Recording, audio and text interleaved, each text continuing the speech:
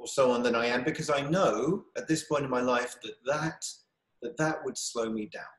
That would actually prolong my growth and development and so on. This talk I want to give this morning is really about self-acceptance. It's about authenticity, inner authenticity, because we're at a funny time right now. And I'm aware that something to that effect probably gets said every single week here as you listen and so on, as you attend. We're at a funny time. We're 2 months into this pandemic that we're calling it. And the way forward, the way ahead is unclear. It's very unclear.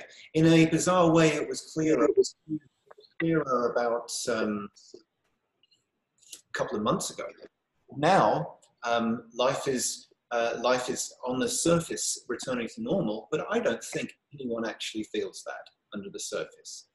And more than ever, it's important to have a reliance and an inclination to lean towards our self-leadership, our sovereignty, our own truth, and whatever that is. Why is this important? Because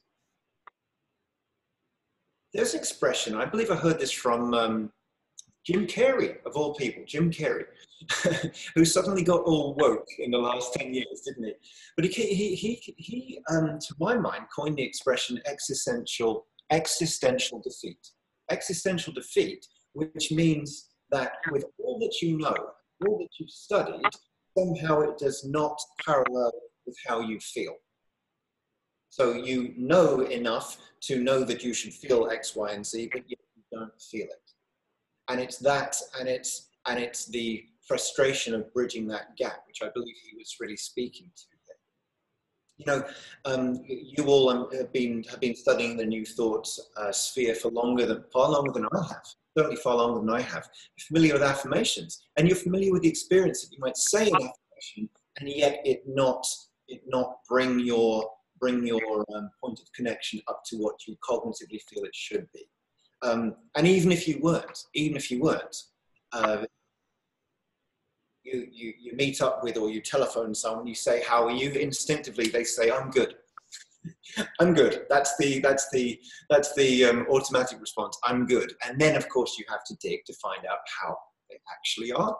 And I'm a practitioner. I have this every day. Now, I'm a practitioner in the holistic world. Okay, I'm not someone you need to speak to for everything, really. So I'm used to having to piece around that and find what someone's actual truth is. And so I use these numbers as a reference, 7, 8, 9, 4, 5, 6. And I just want to talk about that for a minute, because the spiritual path is anything but linear, anything but linear. If we were all together right now in your beautiful sanctuary, we'd have your a labyrinth under our feet, or under our backsides anyway. And I'm a fan of the labyrinth. I've got one on me right now. You can maybe see that.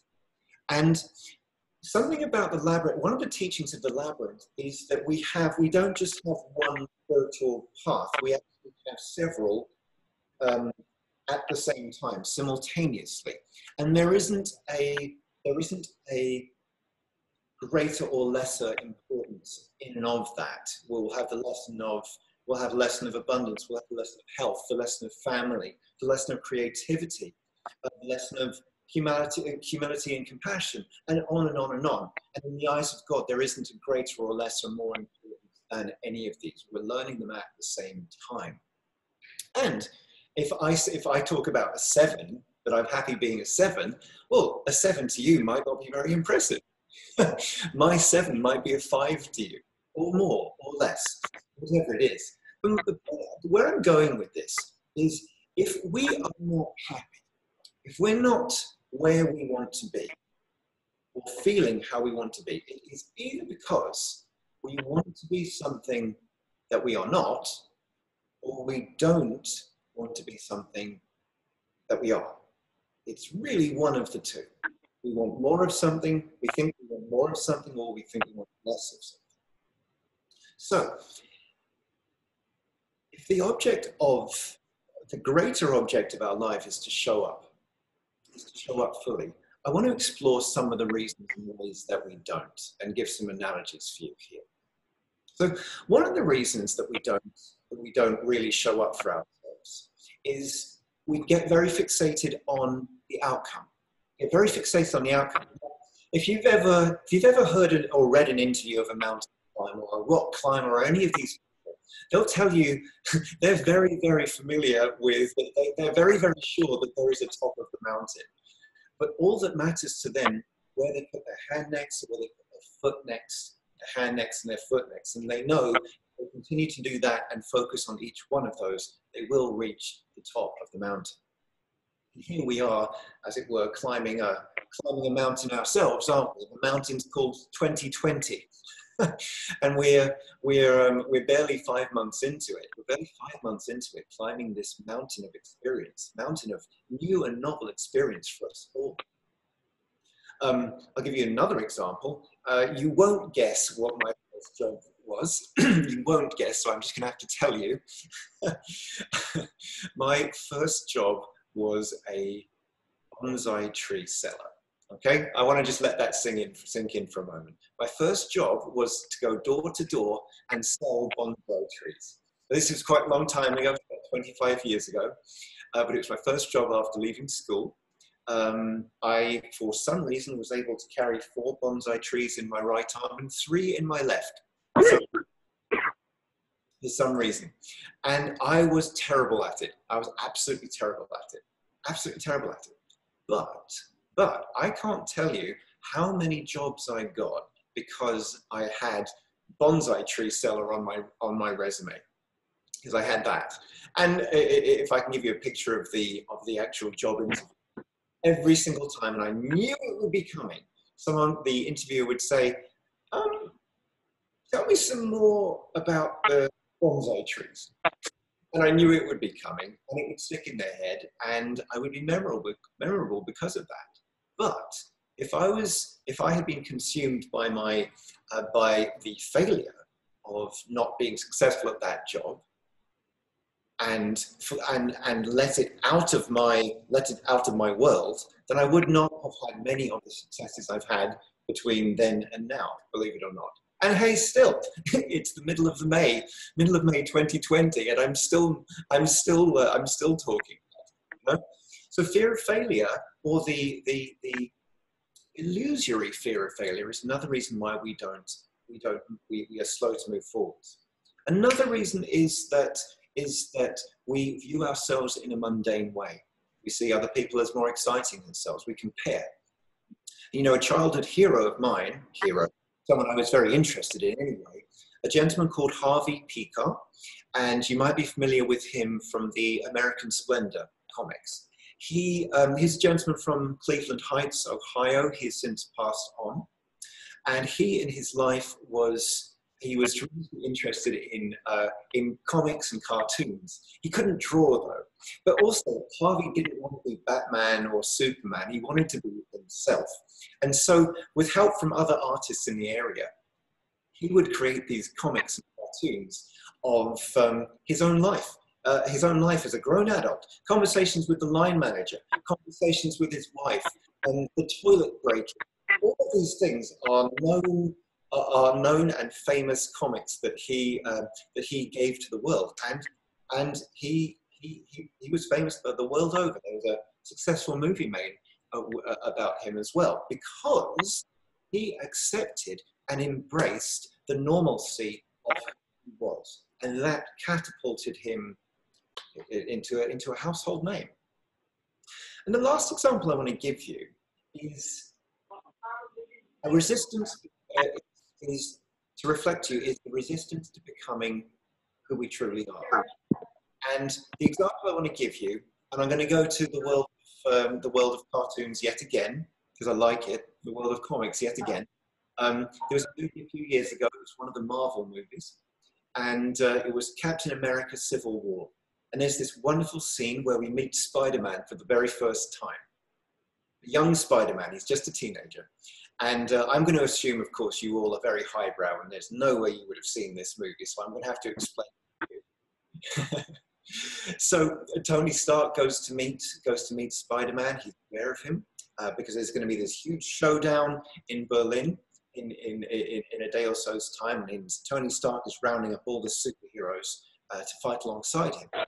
And so he goes to meet him, and he says, I need you to come with me, and I need you to come now. And Peter Parker, Spider-Man, says, I can't come with you.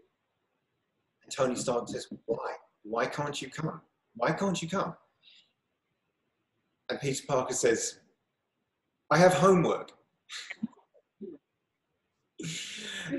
Now, of course, he ultimately comes.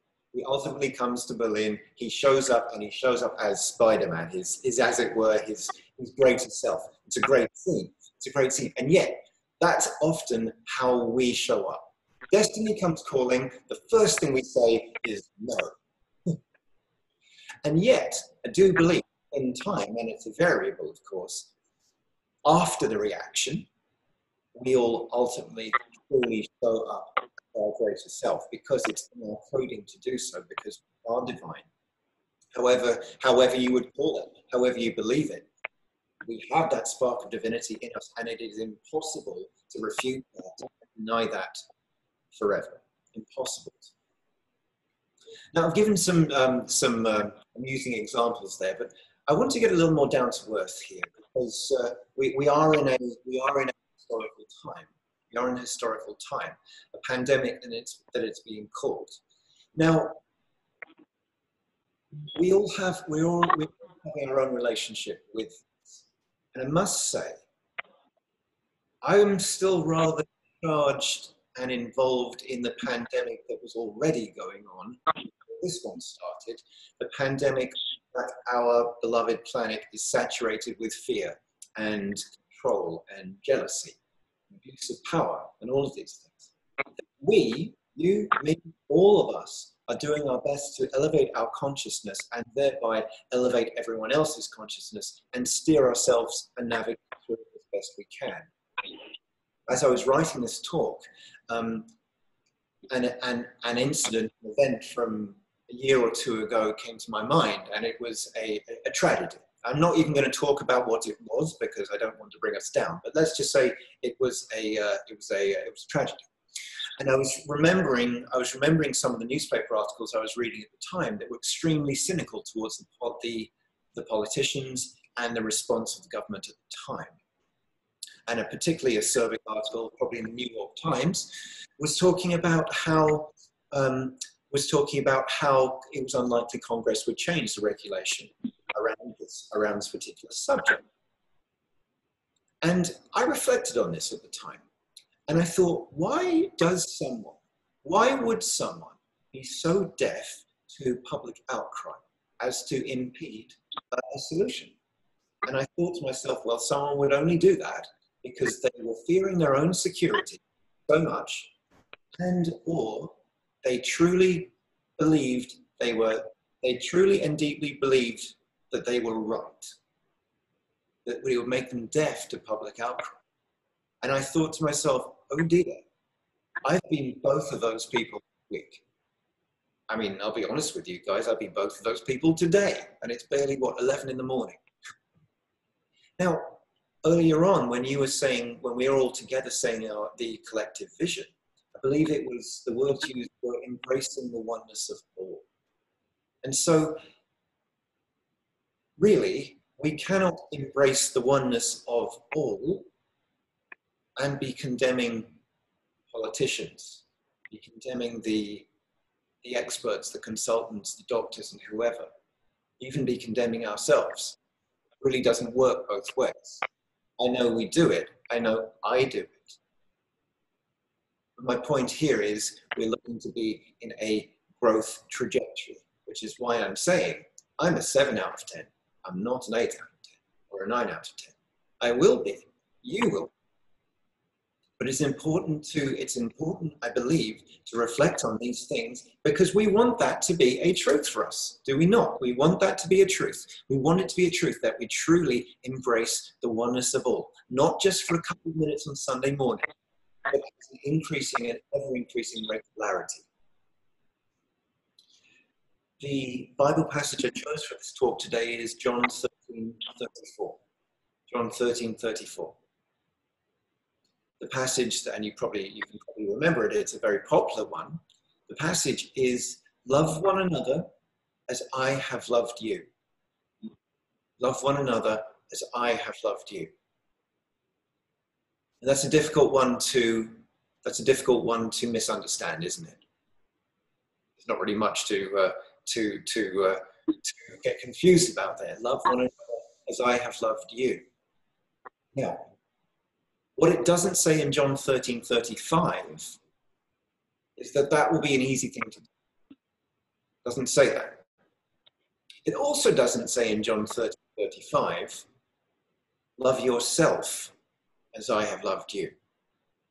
Because sometimes it's easier to have sympathy and empathy, compassion for someone else, isn't it? Your brother-in-law calls you, your parent calls you, a friend calls you, a congregant calls you. It's not difficult to have an understanding for that, but sometimes it is for ourselves. Sometimes it truly is for ourselves. And yet, when that bridge is crossed and we find compassion for ourselves, that's when transformation happens. And that's when growth happens. That's when we go from a 7 to an 8. It's a little late in the morning to be sharing this with you, but I'm actually Jewish. I'm Jewish. And so I came to some of the Bible passages a few years later than some of you. But I do remember the very first one I heard. And it was the parable of the prodigal son. Parable of the prodigal son, which I really don't think should be called the prodigal son. I think it should be called the parable of the ridiculously patient father. The ridiculously understanding and patient father. And of course, you know the story. You know the story. The young man, he leaves home, takes everything with him. He leaves, he goes off, he loses everything. He comes home having lost everything. And his father then does exactly what I would not do. His father does exactly what I would not do. And he throws a party for him. He throws a celebration for him. And welcomes him with the most open arms. And you see, that's God. Spirit, angels, whatever you want to call it. When we retract from our reactivity and return to our alignment and our true truth with a capital T, as Charles says, the world of love, angels, God celebrates. Thank God, he, they've come home. We can do something with them. And as it said in the Daily Word today, God wants to be used. And that can only happen when we look at truth with a capital T. And so I come to the title of this talk, Exist As You Are or Be As You Appear. I want to explain to you where I came across this. I was actually in Turkey. This is about 5 or 6 years ago. And I was at a Sufi retreat, and it was a wonderful experience. I got to see the whirling dervishes and all of that. And so I'm in the gift shop at the end. I'm in the gift shop, and I went to look at the postcards there. And there was a postcard that had the words on it, 7 Principles of Rumi, or Mevlana, as he's called.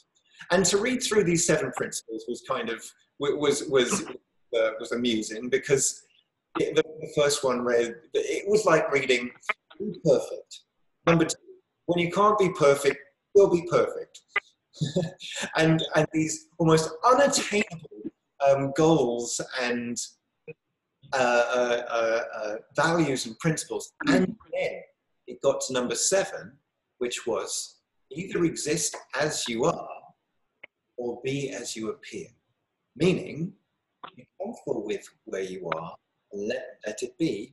Or, if you are pretending to be something that you are not, raise yourself up to that standard and keep it. It's how I'm defining those beautiful and poetic words. Because we as a society, and certainly the shall we say, conscious community, the New Thought community, we like to think of ourselves in a certain way, but that can, of course, create some cognitive dissonance. at our private life as in comparison to our public life, you know? And our own perspective on our own authenticity can set us back. But you know, I don't think anyone truly understands what authenticity is. You know, all of us that got on this call today, we all probably had a shower, didn't we? Probably brushed our teeth. And yet, would it not have been more authentic to just roll up looking at how we looked when we got out of bed? You know, what's authentic there? I don't look how I did at 7 o'clock this morning. You might not believe that. And yet, the authenticity I'm talking about is the effort to get into alignment with our holy self. To discover that truth, to discover who we are, what we can be, and how we can do with that.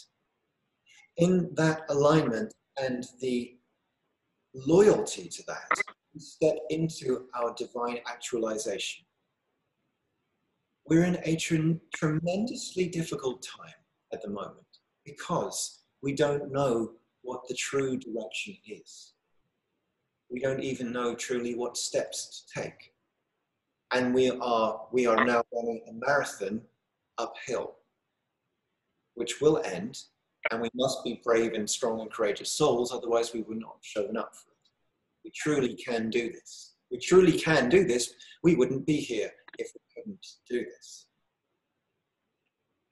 And in that humility, we step and become our divine selves, gradually, slowly, at the pace that we can, at the we can hold it. Because you see, my brothers and sisters, we are characters in a story, yet we get to write and define the characters that we are and what they will become. Well, thank you for listening to me this morning. I'd like to take us into a meditation today. So I invite you to close your eyes.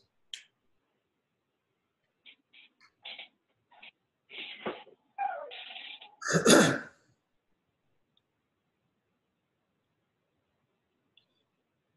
invite you to close your eyes and take a nice breath into the chest.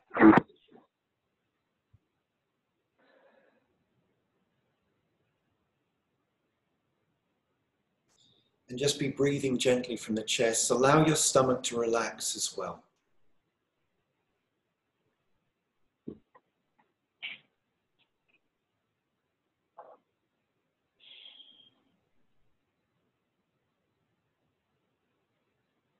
And just feel your body rising, falling, expanding and contracting.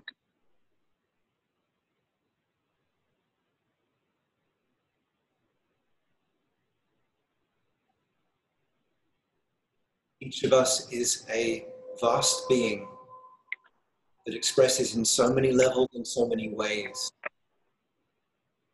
We are so many things superimposed upon the physical vessel of a body.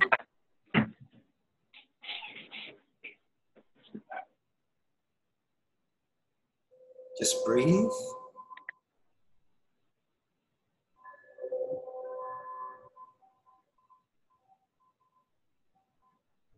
We sit in meditation in this moment with the intention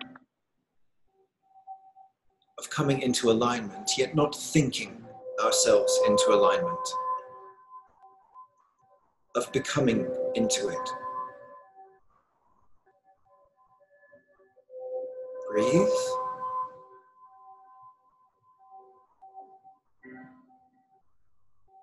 I'd like you to feel the ground underneath you, the earth, the floor, and just let yourself lovingly connect downwards into it.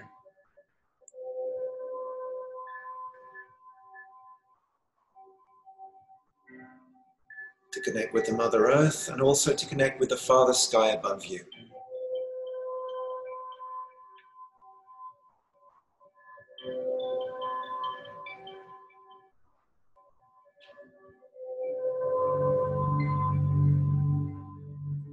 To be aligned and to be connected is a true and natural state. We are strange and odd creatures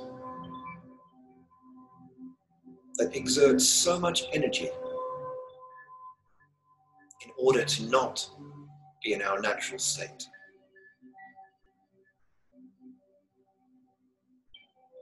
And so these occasions together, this gathering of community, the fellowship, the mental alignment, and the vibrational alignment are tremendously important. Continue to breathe your heart, your stomach, and let your back straighten.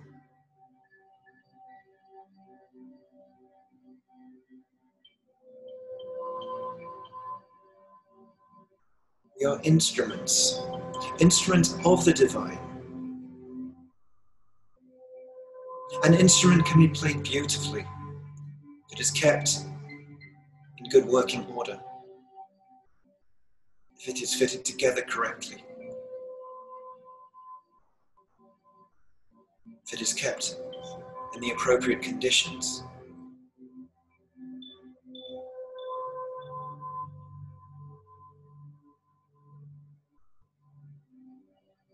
And you, the instrument that you are, wishes to be played by the divine musician within and without.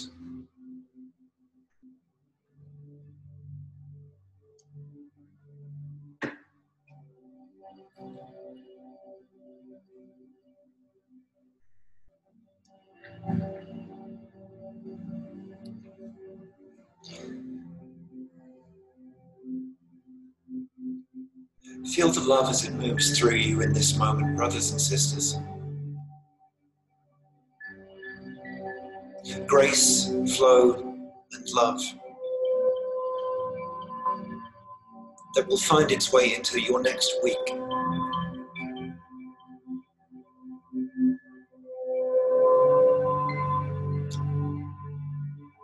I shall play some music as well to go with this.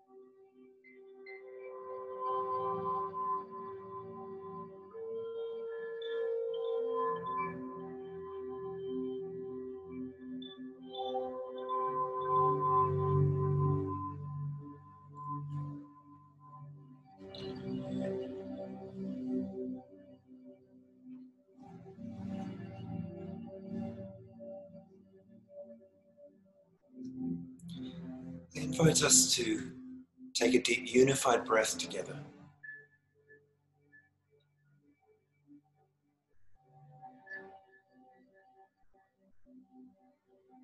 Again into the heart, into the chest. You may wish to just gently rub your cheeks and your forehead, your ears, just to bring a little more chi flow into your whole body there. Open your eyes when you're ready. And Timothy, I shall